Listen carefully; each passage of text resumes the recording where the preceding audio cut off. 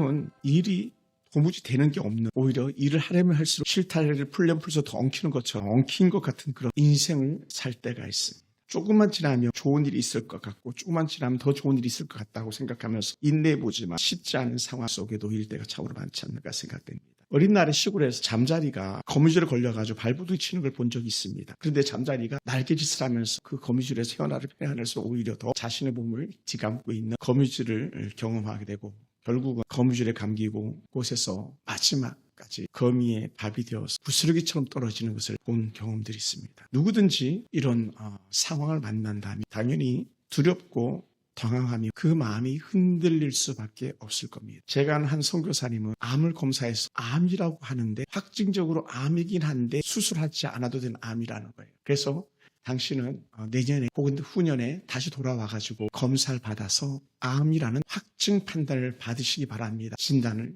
들었습니다. 아니, 자기 몸에 암이 있는데 암이라는 확증도 안 되는, 그래서 그분이 이렇게 말하시더라고요. 나는 내년이나 내후년이면 암 확진 판정을 받는 확진자가 됩니다. 이런 얘기를 하시더라고요. 얼마나 보낸 시간 속에서 많은 두려움이 있겠습니까? 쉽지 않은 그런 인생들이죠. 그러나 하나님은 어떤 사람이든지 인생의 막다른 골목에서도 여전히 일하시는 하나님인 것을 믿으시기 바랍니다. 할렐루야. 14장 보면 사실은요, 14장 읽어보세요. 황당하지 않습니까? 황당해요. 아니 13장에서 하나님께서 구름 기둥 불기둥 기껏 보내주신다고 그러고서 그냥 쭉쭉 뻗어나가고 순탄하게 일이 해결되면 얼마나 좋겠습니까? 왜냐하면 구름 기둥도 하나님의 인도하심이고 불기둥도 하나님의 인도하심인데 일이 잘 되는 듯 하면서도 계속 꼬여지는지 우리는 보게 됩니다. 그래서 오늘 2절도 보면 3절도 보면 이스라엘 사람들이 착 뻗어나가는 것 같았습니다. 그런데 바다 밑돌 사이에서 또 비아이로 앞에서 바에서 맞은편까지 장막을 치는데 그 장막을 치는 걸 보고 찬스다 여기고 있는 이들이 있는데 바로 애굽의 바로 군대라는 거예요. 바로 군대들이 뭐라고 말한다고요? 쟤네들 갇혔어. 광야에 갇혔어. 이런 말을 한다. 왜 광야에 갇혔습니까? 앞에는 홍해가 가로막고 있기 때문에 앞으로 나가지 못합니다. 뒤에는 자신들을 추격하면 꼼짝없이 포로 신살되고 많은 포위된 그런 이스라엘 백성들이 된다는 거예요. 그러니 할 수만 있으면 모세 입장도 그렇고 우리 하나님 입장도 그렇고 이왕이면 이스라엘 백성들을 더 빨리 더 멀리 애굽 군대와 멀어진 곳으로 인도하셔야 되지 않겠습니까? 그리고 제 심정 같은 것도 빨리 더 멀리 도망가고 싶어 할 거예요. 근데 웬거 홍해 앞에 진을 치고 텐트를 치고 거기서 머물러야 되는 그런 상황이었다는 거죠. 이것을 우리 이렇게 말할 수도 있을 것 같습니다. 절체절명의 상황에서도 하나님은 이스라엘 백성들을 고난으로 몰아넣으신다. 급한데 바쁜데 자꾸 뒤에서 잡아당기는, 아니 구름 기둥이면 앞으로 이끌고 가셔야지 뒤에 자꾸 잡아당기는 듯한 그런 뉘앙스가 2절, 3절, 4절 쭉 나오거든요. 하나님은 이 백성들을 그렇게 위기 가운데 몰아넣는 이유가 있다는 거예요. 한번 따라해보고 하나님은 기쁜 뜻이 있습니다. 제가 설교하니까 그렇지 사실은 이거 되게 힘든 거예요. 지금 제가 이런 모세와 이스라엘 백성과 같은 상황을 만나지 않았기 때문에 하나님은 더 깊은 뜻이 있습니다. 이렇게 말할 수 있는 거예요. 근데 사실은요, 쉽지 않아요. 지금 감옥에서 윤석열 대통령이 열심히 성경책을 보고 계실 거예요. 성경책을 넣어달라 그랬으니까 김준웅 목사님이 성경책을 넣어줬다 그래서 서명해가지고 말씀하는 한 구절 주면서 성경 이걸 봐라 하면서 아니 대통령이 감옥에 있는 상황, 전 국민이 대통령이 감옥에 있는 상황을 봐야 되고 한쪽에서 잘 됐다 그러고 한쪽에서 안 됐다 그러고 막 양대 진영이 막 나눠져가지고 정말 얼마나 살벌한 분위기입니까? 이건 정말 답답한 거거든요. 자녀들이 그래도 나이 20 넘고 30 넘으면 잘 돼서 좋은 소리 들으면 좋겠는데 들려지는 소식이 막 오히려 더 두려움, 또 공포, 미래에 대한 불확실한 소식들이 막 들려진다면요, 부모 입장에서는요 너무 힘든 거죠. 그런데도 하나님은 꿍꿍이 속이 있다는 거예요. 어떤 속이 있을까요? 4절을 같이 한번 읽어볼까요? 4절. 우리 4절을 같이 한번 읽어봅시다. 광야에 갇힌 바 되었다 하리라 하면서 4절 다 같이 시작. 내가 바로의 마음을 완악하게 한즉 바로가 그들의 뒤를 따르니 내가 그와 그의 온 군대로 말미암아 영광을 얻어 애굽 사람들이 나를 여호와인 줄 알게 하리라 하심에 무리가 그대로 행하니라. 이 말을 저는 이렇게 말하고 싶어요. 힘들어도 하나님의 꿍꿍이 속을 잡았다 생각해라. 너무 힘들어도 막다른 골목이 이르러도 하나님의 깊은 뜻이 있음을 받아들이라는 거예요. 근데 솔직히 말하면 이게 말도 안 되는 거거든요. 당하는 입장에서, 그 앞에 있는 사람 입장에서 껍데기만 보기에는요 말도 안 되는 거예요. 아니 암 걸렸는데 야 하나님의 깊은 뜻이 있어 누가 막 얘기한다고 그러세요. 차라리 말이나 말지 막 이렇게 말하고 싶지도 않겠어요. 부도로 가나가지고 막 그 기업이 완전 박살났는데 김 사장, 김 회장 하나님의 깊은 뜻이 있어. 그게 소리가 귀에 들어오겠습니까? 지금 문제는 더 점점 커지고 있는 중인데 근데 하나님은 꿍꿍이 속, 하나님은 깊은 계획이 있다라는 것이죠. 그 계획이 뭐라고 말합니까? 야 내가 바로의 마음을 완악하게 해가지고 너희들을 쫓게 하려고 그래. 또 하나는 야 내가 바로가 너를 쫓아가지고 결국은 하나님이 진짜 하나님 것을 이스라엘 백성들만이 아니라 애굽 사람들이 알게 하고자 해. 이게 4절에 이르는 말씀이에요. 하나님은 이스라엘 백성들에게 꿍꿍이 속을 가지고 있으면서 이전에 애굽에서 10가지 재앙으로 이스라엘 백성들을 하나님인 줄 알게 하고 애굽 사람들에게 두 손 바짝 들도록 했던 그 사건을 다시 새롭게 상기시키도록 하시는 그런 하나님의 놀라운 계획이 있음을 우리는 보게 되는 거예요. 그러니까 하나님의 그 심려 막치미계라고 했는데 하나님의 그 깊은 뜻을 우리 같은 어리석고 미련한 자가 어찌 헤아리겠냐는 거예요. 우리는 어떻습니까? 당장 눈앞에 좋은 일만 있어야 되고 당장 눈앞에 쉬운 일만 있어야 되는데 정말 머리에서 지워버리고 싶고 되돌려버리고 싶은 그런 일들이 우리 앞에 생겨났을 경우에 또 경험했을 경우에 우리는 견디지 못하는 것이죠. 여러분, 그런데도 불구하고 우리는 꼭 기억해야 될 게 하나가 있다는 거예요. 그게 뭐냐? 큰 고통을 겪어보지 않으면 어떤 것도 우리가 감히 얻을 수가 없다는 거예요.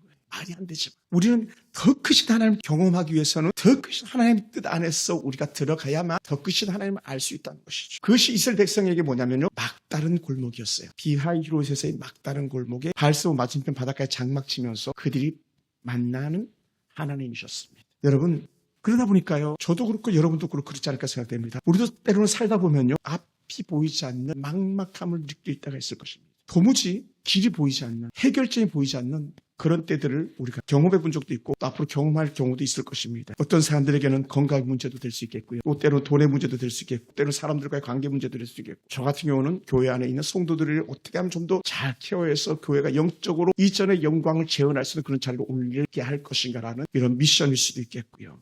많은 어려움들이 있습니다. 그런데 하나님은 그 어떤 어려움 상황 속에서도 결국은 우리를 통해서 하나님께서 영광 받으시고 만나는 거예요. 하나님이 언제든지 옳습니다. 아멘. 어떻게 보면 그 부인하고 싶어요. 하나님 그걸 어떻게 받아들이겠습니까? 아니요. 받아들일 수가 없습니다. 우리 부인하고 싶죠. 그래서 어떤 사람들 영화나 문화 콘텐츠를 가지고 기독교를 조롱하기도 하는 거예요. 뭐 미량 같은 그런 사건일 수도 있겠고요. 영화 미량 같은 경우 나는 용서받았어. 상대방에서 이해할 수가 없는 거죠.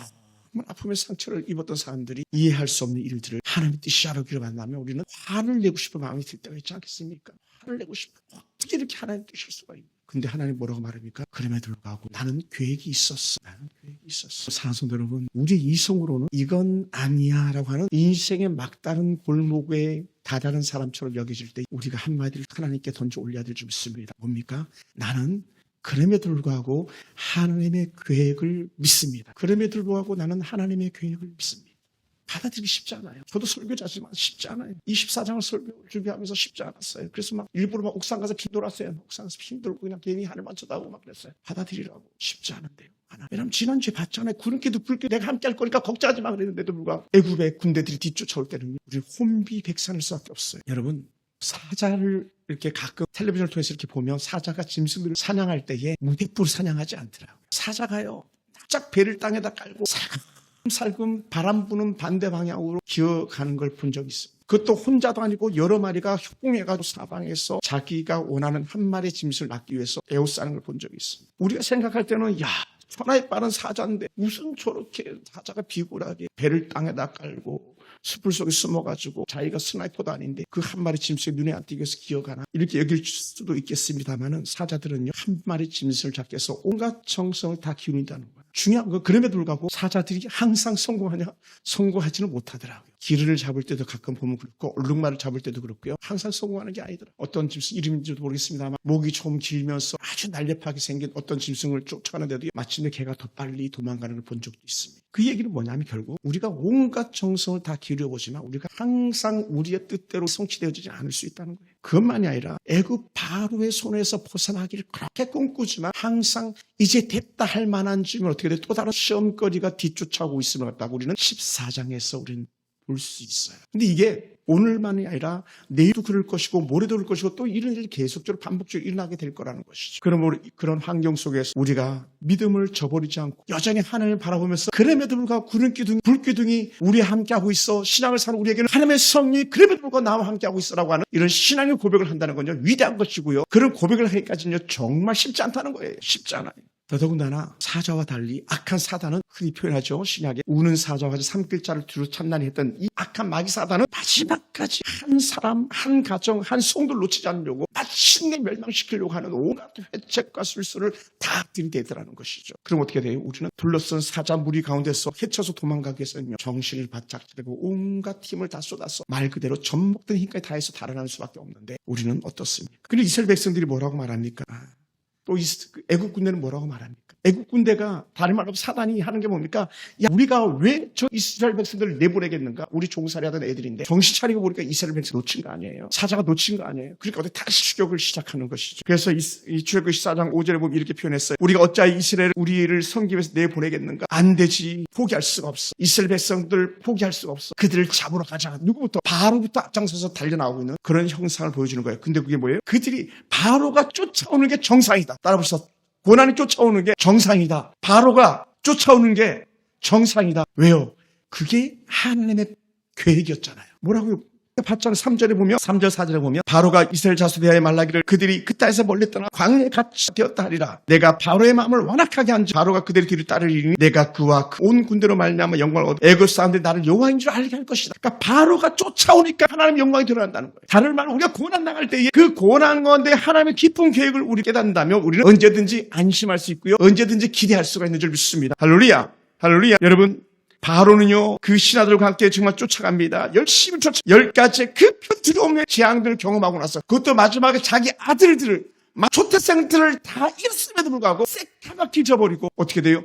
그래 다시 쫓아가자 이렇게 됐다. 그 10번의 재앙을 일으켰던 하나님은 기억조차도 없는 거예요. 근데 그게 하나님의 계획이에요. 14장 7절부터 9절 사이에 보면 병거 600대와 온 군대가 그들을 따르기 시작합니다. 그것을 갖다 우리 이렇게 표현할 수 있어요. 두 단어를 쓰는데 하나는 집착이고 하나는 탐욕이에요. 자신들이 누리던 것을 포기할 수가 없는 거예요. 그러다 보니까는 그 누리던 그 탐욕스러웠던 마음을 가지고 집착하는데 이스라엘 백성들을 다시 제자리에 돌려놓고 싶어하는 마음인 것이죠. 그게 바로의 악한 꾀였죠. 사랑하는 성도 여러분, 욕심이 잉태하는 죄를 낳고 죄가 장서 사망에 이른다고 했는데 바로의 그 탐욕은요 결국은 어떻게 돼요? 점점 파멸로 빨려 들어가는 거예요. 이스라엘 백성이 갇히는 것이 아니라 진짜 갇힌 것은 트인 곳에서 달려나오고 있는 바로의 군대인 것이죠. 하나님의 경고를 경험했음에도 불구하고 자신 없이 내려놓지 못했던 바로는요, 전에는 아들이었고 전에는 백성이었고 전에는 자연적 재해였는데 지금은 이제는 자신이 하나님의 징계 속에 들어가는 거예요. 결국은 점점 자신을 옥죄어 오는 것을 바로는 깨닫지 못하는 것이죠. 사랑하는 성도 여러분, 저도 그렇고 여러분도 그렇고 때로는 어떻습니까? 우리에게도 여전히 세속의 헛된 탐심들이나 세속의 헛된 미련함들이 남아있어가지고 자꾸 뒤돌아보는 경향이 있지 않습니까? 또 때로는 우리는 하나님을 정말 믿다는다고 말함에도 불구하고 우리 턱서 주저앉아가지고 하나님 왜 이러실까라고 말할 때가 얼마나 많았습니까? 손살에 친다 그러죠? 때로는 삿대질한다 그러죠? 하나님 도대체 나한테 왜 이랬어요? 제일 많이 하는 말 그걸 것 같아요.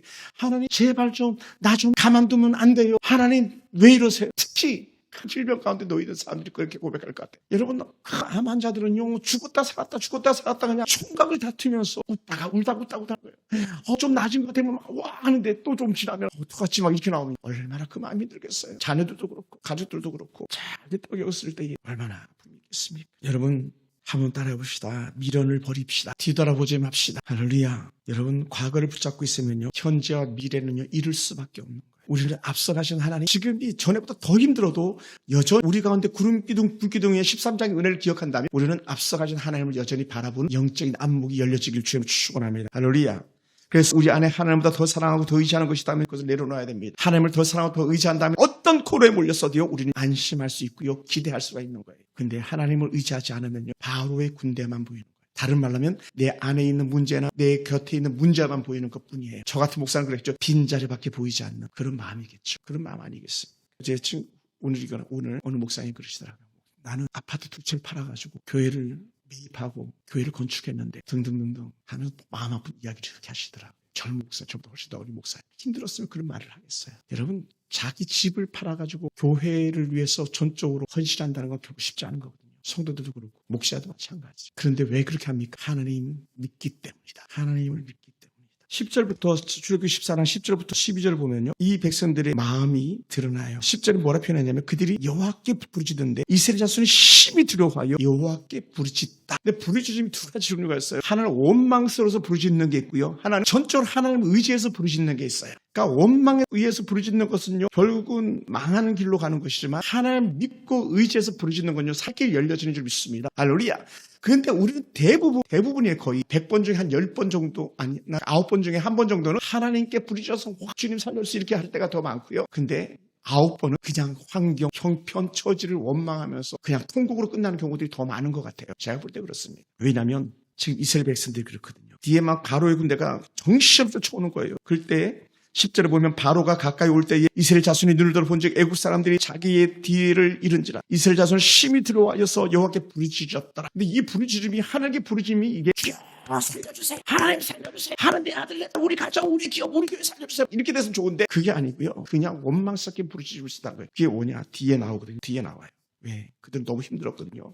너무 두려웠거든요. 그래서 11절에 보면 그들이 또 모세에게 이르되 애굽에서 매장지가 없어서 당신이 우리를 이끌어내어 이 광야에서 죽게 하느니 그냥 애굽에서 죽게 내버려두지. 나중에 또 그런 말 또 해. 이 죄는요 계속 옛사람을 추억하게 하는 거예요. 옛것을 죽게 하느냐 이 광야에서 죽게 하느냐 어찌하여 당신이 우리를 애굽에서 이끌어내어 우리를 이같이 했느냐 바로의 군대가 여기까지 쫓아서 우리 죽이게 하느냐라고 하는 것을 바로가 쫓아올 때의 원망 섞인 말로 모세를 갖다가 닭달치는 그런 이스라엘 백성들을 보게 됩니다. 이게요 우리의 일상 속에 나타나는 일일지도 몰라요. 지도자를 향한 닭달, 주변 환경을 위한 닭달일 수도 있을 거예요. 애굽에 매장지가 없어서 여기서 우리를 죽게 하느냐. 이거보다 더한 원망 섞인 말이 어디 있겠습니까?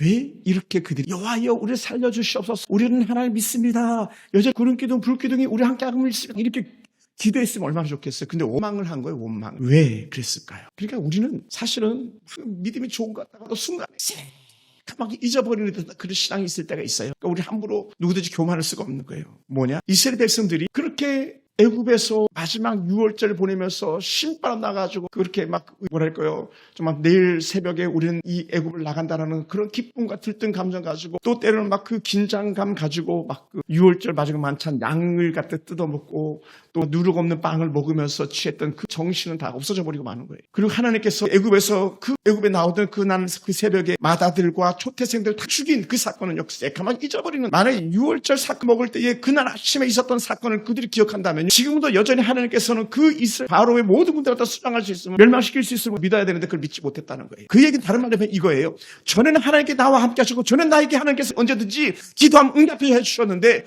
지금 왜 이 상황이 됐습니까? 지금 왜 이 환경이 됐습니까? 하는 그런 원망 섞인 말이 우리가 절로 터져 나오더라는 거예요. 그러니까 가끔은 이렇게 여길 때가 있지 않습니까? 야, 저 사람 믿음 되게 좋은 사람이었는데 왜 저렇게 바뀌었지? 중요한 건요. 누구든지 그럴 수 있다라고 여겨집니다. 누구든지. 지금 이스라엘 백성들이 14장에 등장하는 이 사람들만이 아니라 오늘 우리도 똑같은 상황에서 고난당하면 똑같은 고백이 나올 수밖에 없다는 거예요. 그 좋은 모델이 있는데 누굽니까? 우리 잘 아는 엘리야 같은 경우가 그렇게 아하왕 앞에서 담대했고 그 바알과 아세라를 섬겼던 그 제사장들 850명 앞에서 당당했던 엘리야 아닙니까? 근데 한낱 이세벨 그 여인 하나 때문에 지가 죽어가지고 풀이 죽어가지고 꽁치가 빠지게 막 도망가는 그런 엘리야. 그러면서 했던 말이 뭐니까 하나님 차라리 나 죽여주세요. 도대체 하나님 나 죽여버리세요. 이렇게 살 바에 나서 못 살겠어요. 천하의 엘리야. 예수님과 비교되어지는 구약의 인물이 엘리야인데 세례 요한과 비교되어지는 인물이 엘리야인데 따라해봅시다. 내 신앙이 다운될 때에 당연한 것을 여깁시다. 그러면요 다시 새롭게 뉴 스타트 새로운 시작을 이룰 수 있습니다. 할렐루야.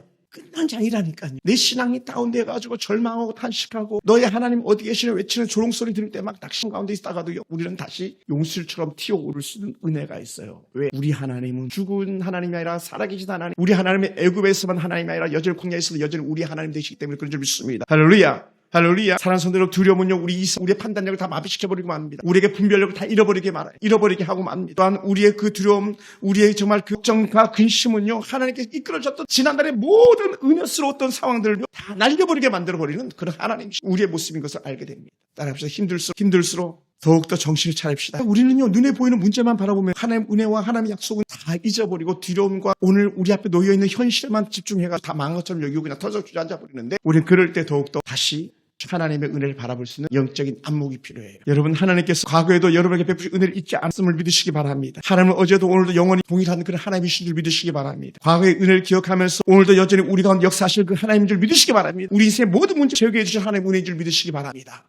할렐루야. 제가요 지난 며칠 사이에 깜짝 놀랐어요. 제가 갑자기 저 기절하는 줄 알았어요. 뭐냐면 어떤 그 마음을 했냐. 제가 기도하면서 하나님 윤석열 대통령이 감옥에 있을 때 성경책을 좀 많이 읽었으면 좋겠습니다. 그런데 갑자기 윤석열 대통령이 성경책을 넣어달라고 그랬다는 거예요. 제가요 그 얘기 듣고 막 기절한 줄 알았어요. 윤석열 대통령 감옥에서 성경책을 읽지 어린 날에 주일학교 다녔다 그랬으니까 그 신앙 다시 회복해가지고 성경책을 읽지. 왜냐하면 성경책 속에는요 모든 정치적 문제의 해답이 다 있는 거거든요. 모든 정치적 문제가 다 있어요. 어디에 있냐면요 열왕기상하 역대상하 물론 사무엘상하 열왕기상하 역대상하의 모든 정치적 문제마다 해답은 다 있어요. 왜냐하면 그때 왕들의 역사들이거든요. 왕들의 역사 다윗왕과 사울왕의 역사 솔로몬과 그 아들들 왕들에 대한 역사, 완전히 지금 빨갱이 같은 북한 역사처럼 북이스라엘 역사가 그런 역사거든요. 그리 보이거든, 다 보여요. 북한이 보입니다. 열강이 보입니다. 아랍 나라가 보이듯이 미국이 보이고 중국이 보이고 다 보이는 거예요. 성경에 성경책을 갖다 달라고 그랬다. 또 성경책을 보면 좋은 게 뭔지 아십니까? 시간이 겁나게 빨리 갑니다. 성경책 보면 시간은 엄청 빨리 가요.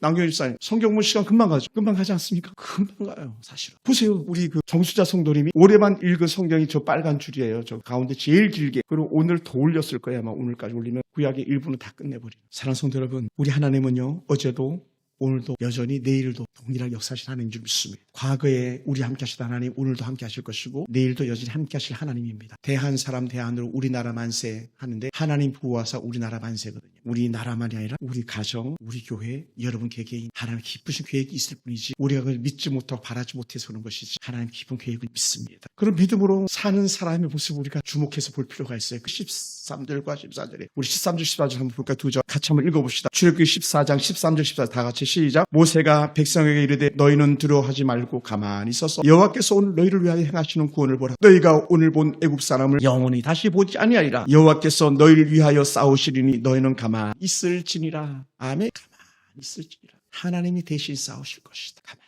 지금 우리 힘으로 해결할 수 없는 것들이 무엇이 있습니까? 뭐 하면서? 하나님을 기대하면서 우리 하나님이 어떻게 하실 것인가 보자. 나오미가 룻에게 보아스에게 며느리 룻을 보내면서 했던 말이 우리 하나님이 어떻게 일하시는가 보자. 똑같이 고백해야 돼. 우리 하나님이 여러분에게 어떻게 일하시는가 보자. 여러분의 자녀들에게 어떻게 일하시는가 보자. 우리 교회와 우리 나라에 우리 하나님이 어떻게 일하시는가 보자. 할렐루야.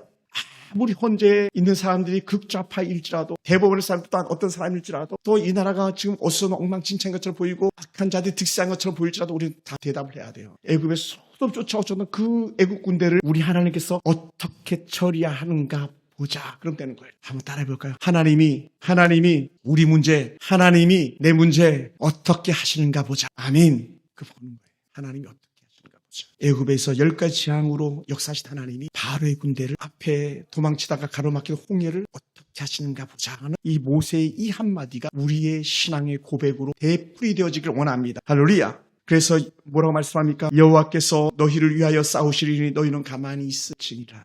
너희 하나님께서 너희 자녀를 책임져 줄 것이니 너희는 걱정하지 말고 가만히 있을지니라. 너희 교회 책임져 줄 테니 가만히 있을지니라. 할렐루야. 아멘.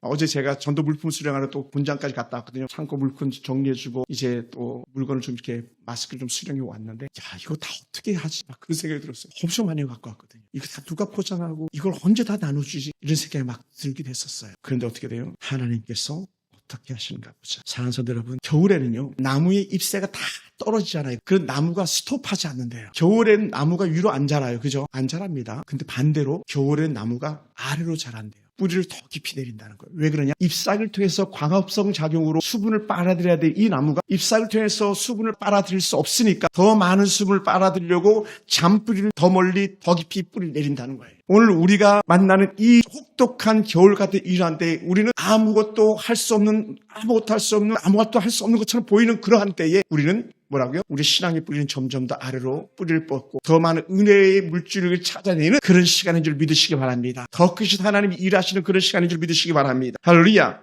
또한 특별히 바람이 불면 바람이 불수록 나무가 흔들리는 것 같지만 흔들리면 흔들릴수록 나무는 더 견고하기 위해서 더 곳곳으로 뿌리를 내리더라는 것이죠. 사랑하는 성도 여러분, 즉 눈앞에 어떤 고난들이 있고 어떤 어려움들이 놓여 있습니까? 저처럼 막 가끔은 빈자리 보면서 불 다 끈 교회는 좀 낮에도 깜깜하거든요. 그럴 때 막 두려움이 몰려올 그럴 때도 있는데 여러분의 삶은 어떻습니까? 그럴 때 우리는 이렇게 말해야 될 것 같습니다. 하나님 믿음으로 하나님을 바라보게 도와주시옵소서. 믿음으로 하나님을 바라보게 도와주시옵소서. 눈에 보이지 않지만 그럼에도 불구하고 여전히 구름 기둥 불기둥의 은혜가 우리 가운데 있으면 받아들이게 하시옵소서. 할렐루야. 보이지 않는 하나님의 손길이 여전히 저와 여러분 가운데 함께 하실 믿는 은혜가 우리 가운데 있길 줄 축원합니다. 사랑하는 성도 여러분, 그러다 보니까 오늘 본문 속에 나오는 바알스몬 맞은편 바닷가에 장막을 친 이후에 쫓아오는 애국 군대를 갖다 피하기 위해서 광야 홍해 앞으로 달려 도망갔던 이스라엘 백성들의 그 참담함을 우린 생각하면서 여러분 앞에 놓여있는 막다른 길은 어디입니까? 여러분 인생길에서 막다른 상황은 무엇입니까? 어떻습니까? 이스라엘 백성은 홍해라는 막다른 길 앞에 섰지만 하나님께서는 홍해 앞에서 백성들의 그 두려운 원성의 소리를 들으시고 일하시기를 시작하고 계셨다는 거예요. 한 사람 지도자 모세를 통해서 일하시는 거예요. 물론 한산 지도자 모세지만 한산 지도자 모세가 아니라 오늘 믿음이 있는 여러분을 통해서 여러분의 가정과 또 우리 교회와 기도하는 한국의 수많은 기독군들 때문에 하나님이 이 나라를 위해서 일하고 계심을 믿습니다. 우리 미국을 의지하는 게 아니라 트럼프를 의지하는 게 아니라 하나님이 어떻게 하시는가 보자. 우리가 자녀들을 의지하는 것이 아니라 하나님께서 우리의 남아있는 인생길을 어떻게 인도하시는가 보자. 고백할 수 있는 모세의 고백이 저와 여러분의 고백이 되길 주로 축원합니다. 도무지 일이 안 되고 있습니까? 설상가상이 되었습니까? 그럴 때 우리는요 두려워하지 말고 가만히 있어 여호와께서 행하시는 구원을 보라 했던 모세의 한 말씀에 귀를 기울여야 될 줄로 믿습니다. 그 14절 말씀을 제가 다시 한번 읽어보겠습니다. 여호와께서 너희를 위하여 싸우시리니 너희는 가만히 있을지니라. 여호와께서 너희를 위하여 싸우시리니 너희는 가만히 있을지니라. 그 앞서서 뒤쫓아오고 있는 오늘 본 애굽 사람을 또다시 영원히 보지 못할 것이다. 가만히 있어. 가만히 있어. 그러다 보니까 하나님의 때를 기다리면서 참아 잠잠히 기다리는 거예요. 할렐루야. 기다리는 거예요. 사랑하는 성도 여러분, 우리 삶의 막다른 코너에 몰렸을 때에 하나님의 계획을 다시 한번 신뢰하면서 오늘도 또 내일도 여전히 구름기둥 불기둥의 은혜를 인도하시는 그 하나님의 은혜, 저와 여러분 속에 역사하시는 보혜사 성령 하나님의 돌보시 속에서 우리에게 여전히 내일은 밝다. 노래 가사처럼 내일은 해가 뜬다. 14절 하반부로 가면 뭐라고요? 홍해는 갈라지게 되어 있다. 하나님이 일하시니까 기도하겠습니다.